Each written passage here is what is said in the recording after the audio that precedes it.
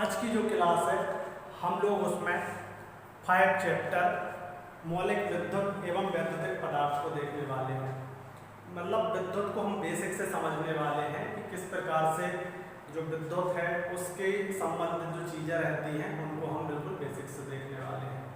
यदि हम विद्युत की बात करें तो आप लोग भी जानते हैं कि आज के समय में विद्युत एक सबसे ज़्यादा उपयोग किया जाने वाला ऊर्जा का स्रोत है।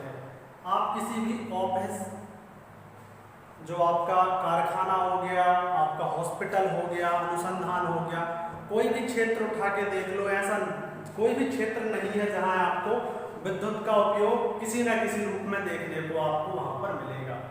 और इसी विद्युत का हम उपयोग करने के लिए सबसे पहले क्या है, हम जनरेशन स्टेशन द्वारा इसका क्या करते हैं, उत्पादन करते हैं। चाहे पानी हो गया, कोयला हो गया और नाभिकीय ऊर्जा हो गया, बहुत सारी चीज़ों से हम क्या करते हैं, विद्युत का उत्पादन करते हैं। और जब विद्युत का उत्पादन हो जाता है तो तार एवं केबलों के माध्यम से हम क्या करते हैं, इसको एक स्थान से दूसरे स्थान पर ट्रांसमिट करते हैं या हस्तांतरित करते हैं। ठीक, तो ये आपका विद्युत के बारे में क्या हो गया, थोड़ी सी जानकारी हो गई।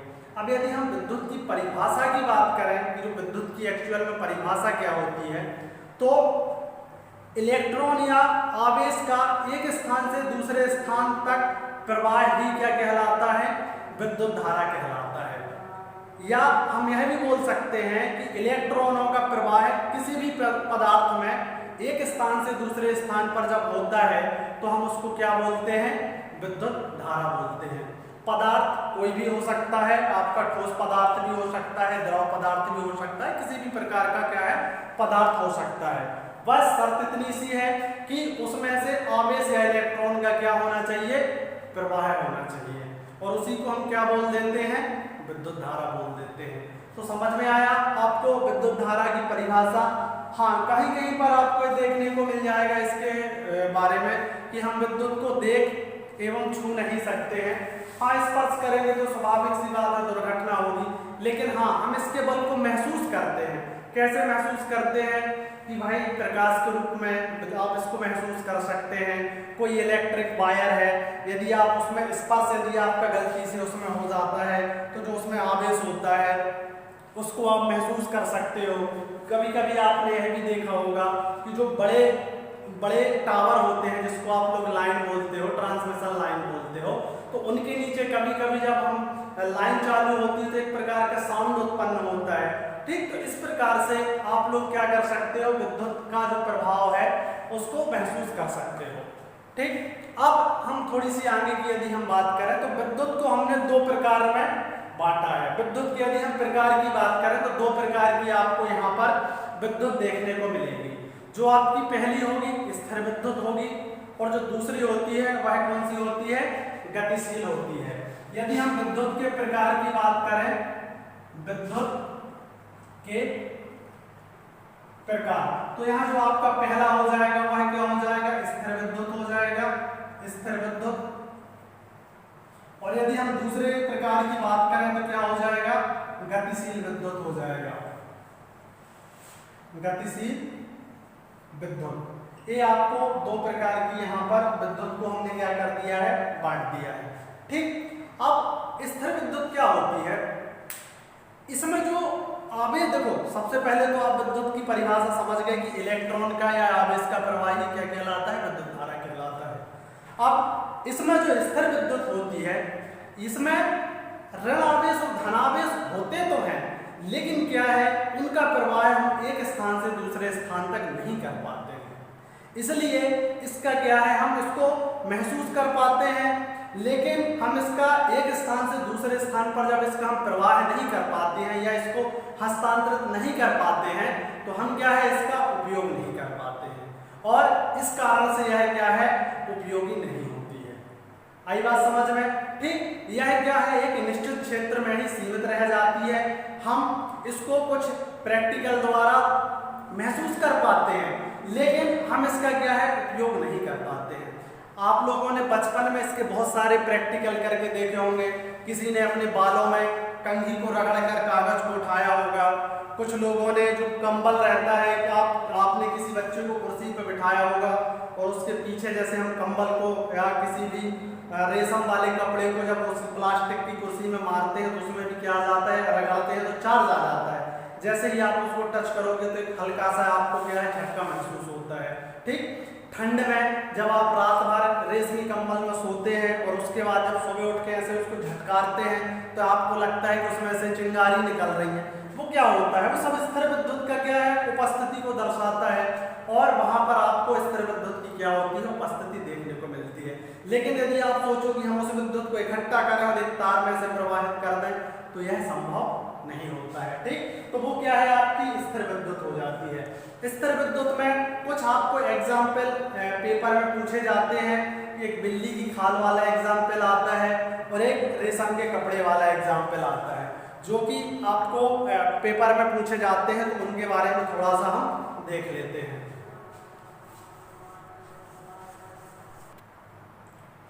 स्थिर विद्युत के एग्जाम में कुछ उदाहरण पूछे जाते हैं।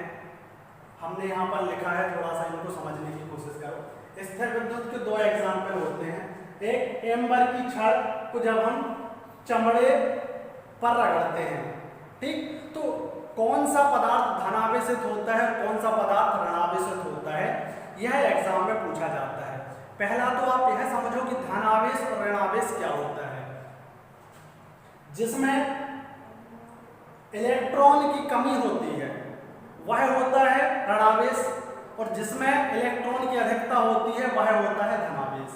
भाई, आप किसी को पैसा तभी उधार दोगे ना जब आपके पास पैसा ज्यादा रहेगा, और जब आप किसी को पैसे उधार दोगे, मान के चलो आपके पास 200 रुपए हैं, मान के चलो आपके पास 200 इलेक्ट्रॉन है, सामने वाले को कुछ इलेक्ट्रॉन की जरूरत है, आपने क्या किया, उसको 50 इलेक्ट्रॉन उधार दे दिए। ठीक, तो आप क्या हो गए, आप धनावेश हो गए, और जिसने उधार लिया है वह क्या होगा, ऋणावेश होगा।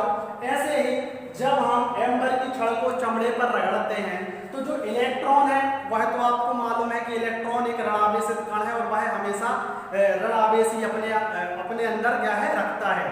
ठीक, लेकिन जब जो इलेक्ट्रॉन है, कौन से इलेक्ट्रॉन, मुक्त इलेक्ट्रॉन, वह क्या होगा, चमड़े से निकलकर कहाँ चले जाएंगे, एम्बर की छड़ में चले जाएंगे। कुछ इलेक्ट्रॉन चमड़े से निकलकर एम्बर की छड़ में चले जाएंगे, जिस कारण से जो चमड़ा है वह धनावेशित होगा। क्यों, क्योंकि उसमें वह इलेक्ट्रॉन का त्याग कर रहा है या उसमें इलेक्ट्रॉन की कमी हो रही है, इसलिए जो चमड़ा है वह धनावेश होगा या धनावेशित होगा, और जो एम्बर की छड़ है वो क्या होगी, ऋणावेशित होगी।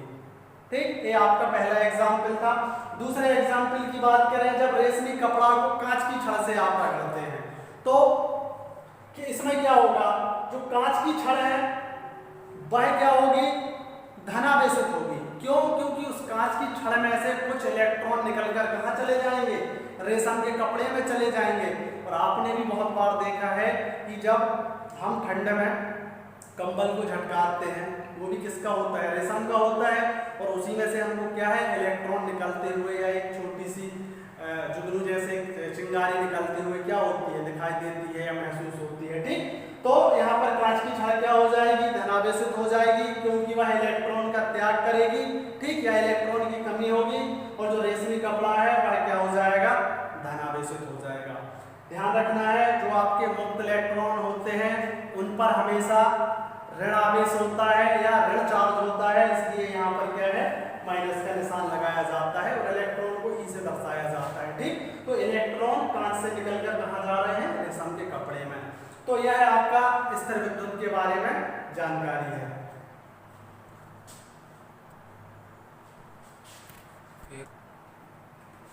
इसके पहले अपन लोगों ने स्थिर विद्युत को देखा, अब हम लोग गतिशील विद्युत को देखने वाले हैं।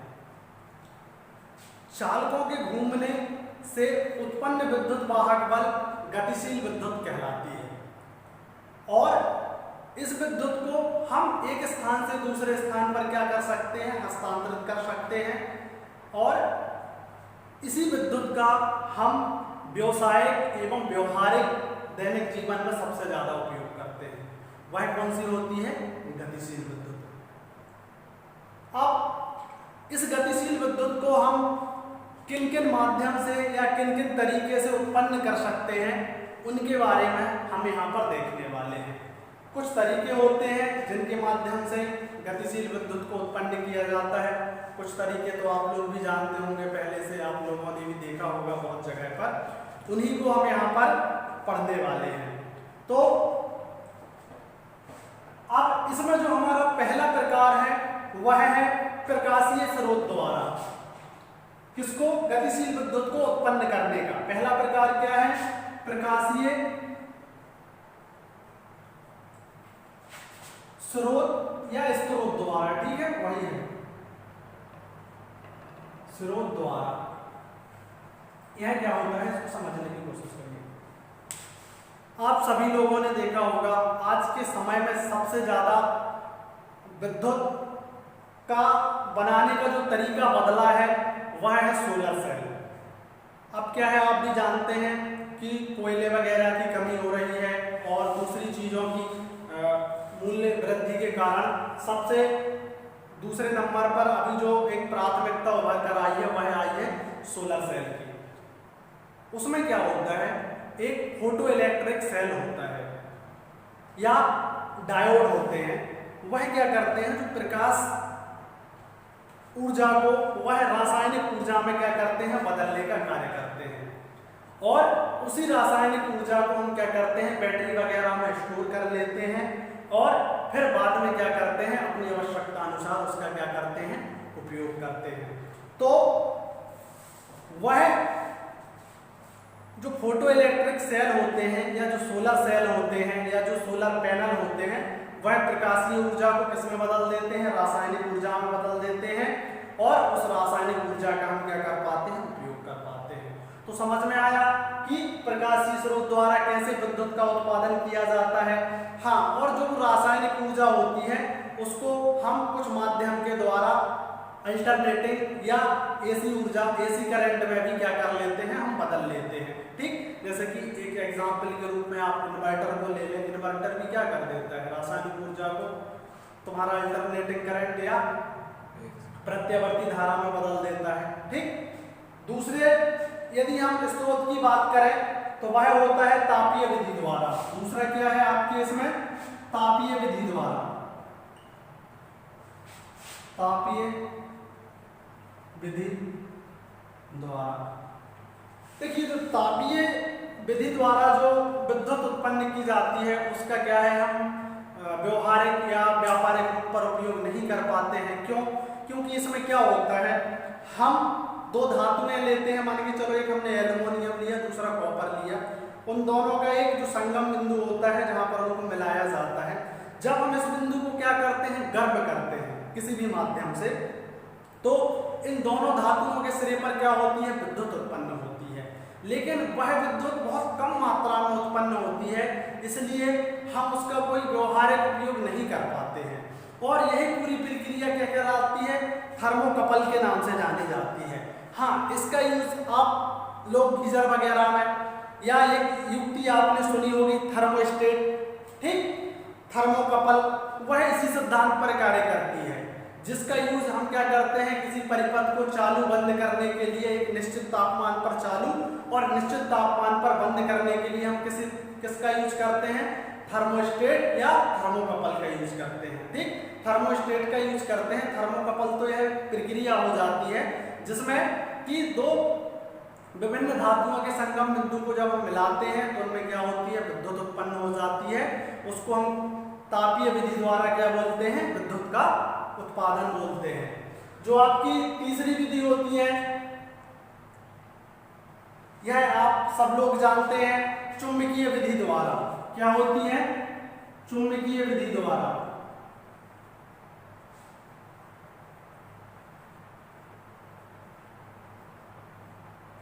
चुंबकीय विधि द्वारा आप जब लोग आगे पढ़ेंगे तो एक लॉ आता है, फैराडे का लॉ, उसमें बताया गया है कि कैसे विद्युत का उत्पादन किया जाता है।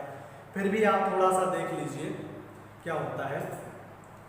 यदि किसी चुंबकीय क्षेत्र में किसी चालक को घुमाया जाए, मान के चलिए यहाँ एक चुंबकीय क्षेत्र बना है, ठीक,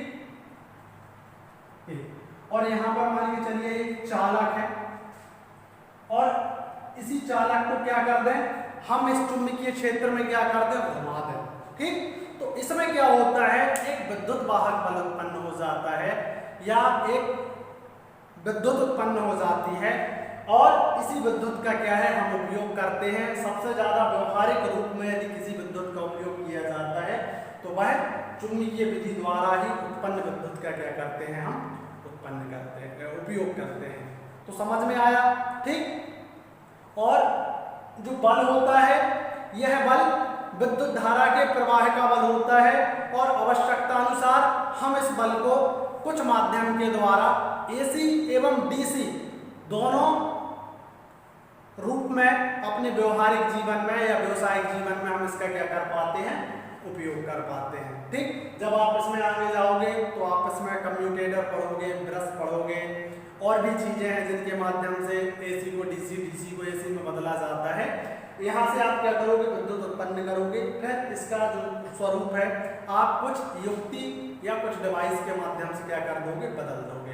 तो समझ में आया कैसे यहाँ पर चुंबकीय विधि द्वारा विद्युत का उत्पादन होता है। अब आपकी जो चौथी विधि है वह है रासायनिक क्रिया द्वारा। कौन सी है, रासायनिक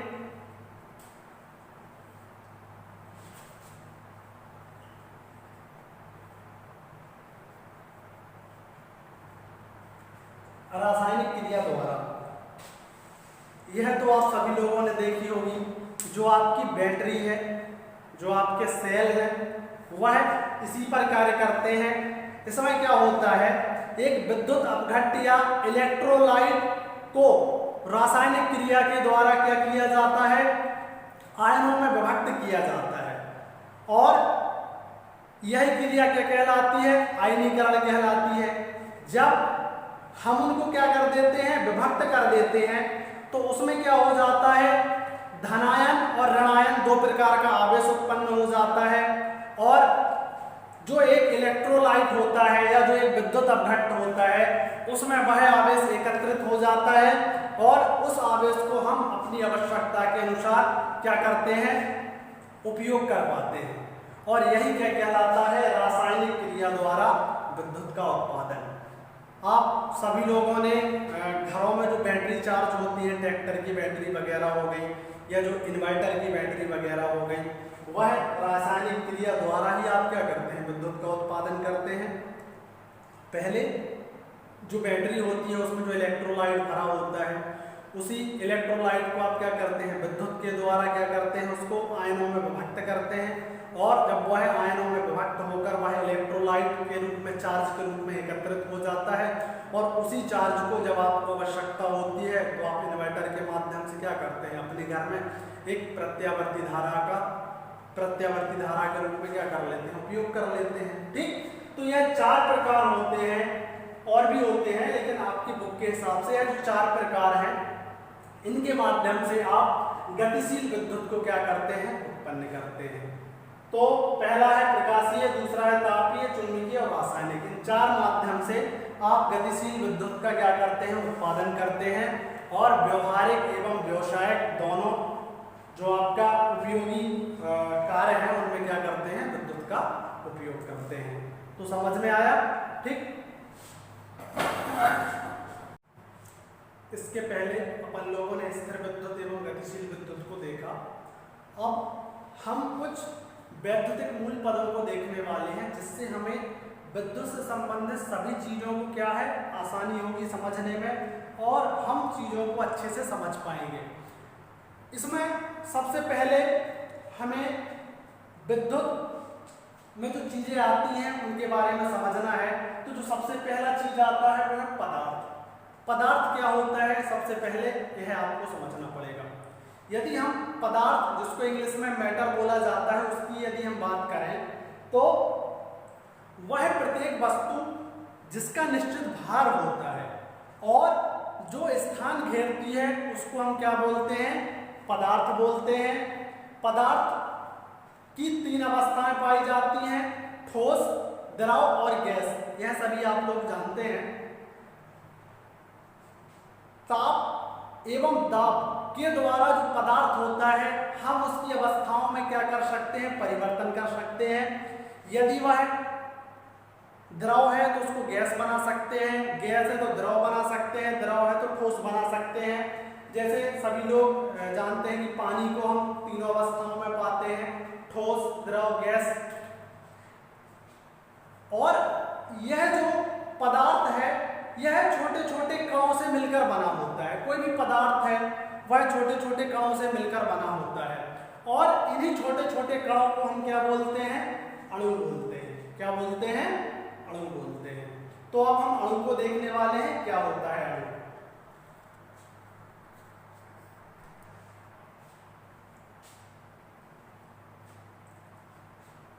पदार्थ जिन छोटे छोटे कणों से मिलकर बना होता है उन्हें हम अणु या मॉलिक्यूल बोलते हैं।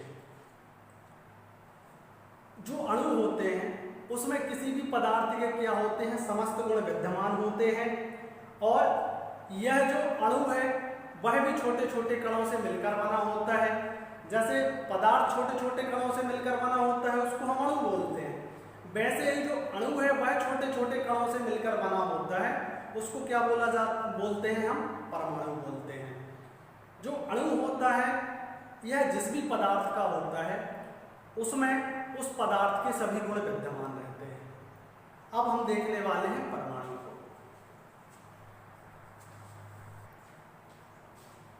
इसके पहले आप लोगों ने अणु को देखा कि जो अणु होता है वह छोटे छोटे परमाणुओं से मिलकर बना होता है। अब हम परमाणु, जिसको हम एटम के नाम से जानते हैं, देखने वाले हैं। परमाणु क्या होता है? किसी पदार्थ का वह छोटे से छोटा कण जो रासायनिक क्रियाओं में भाग ले सके तथा रासायनिक क्रियाओं के द्वारा पृथक किया जा सके, उसको हम क्या बोलते हैं? परमाणु बोलते हैं। आपको एक चीज ध्यान रखनी है, जो परमाणु रहता है वह स्वतंत्र अवस्था में नहीं रह सकता। जो हमारा अणु था वह एक कण था, वह स्वतंत्र अवस्था में रह सकता था, लेकिन जो हमारा परमाणु है वह स्वतंत्र अवस्था में विद्यमान नहीं रह सकता है। और उसे हम क्या बोलते हैं? परमाणु बोलते हैं। जो परमाणु होता है वह किसी भी रासायनिक क्रिया में भाग ले सकता है, और उसको किसी भी रासायनिक क्रिया के द्वारा पृथक किया जा सकता है। मतलब उस कण को क्या किया जा सकता है? अलग किया जा सकता है। और जो अणु है वह छोटे छोटे परमाणुओं से मिलकर बना होता है।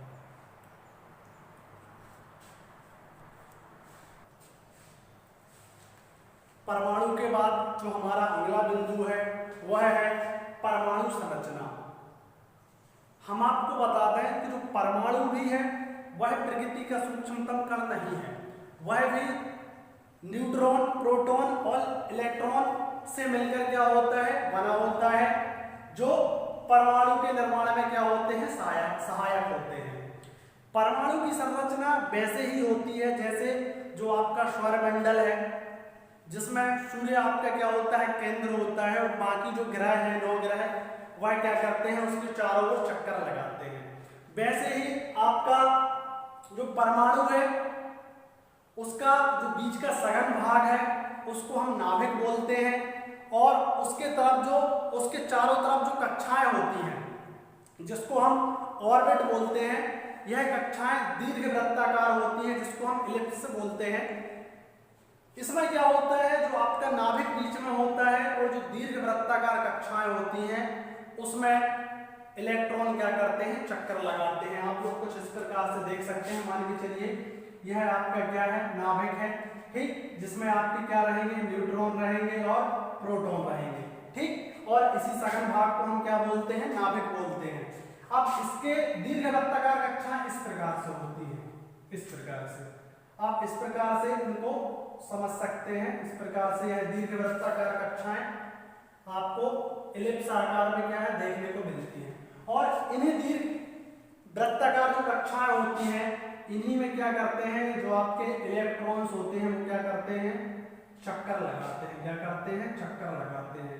और इन कक्षाओं में जो इलेक्ट्रॉन की संख्या होती है वह भी हम आपको बता दें, वह एक निश्चित फॉर्म में होती है, 2, 8, 18, 32 इस प्रकार से वह होती है। वह अपन आगे देखेंगे। बस अभी आप यहाँ देखें कि इस प्रकार से यह जो बीच वाला भाग है इसको हम नाभिक बोलते हैं,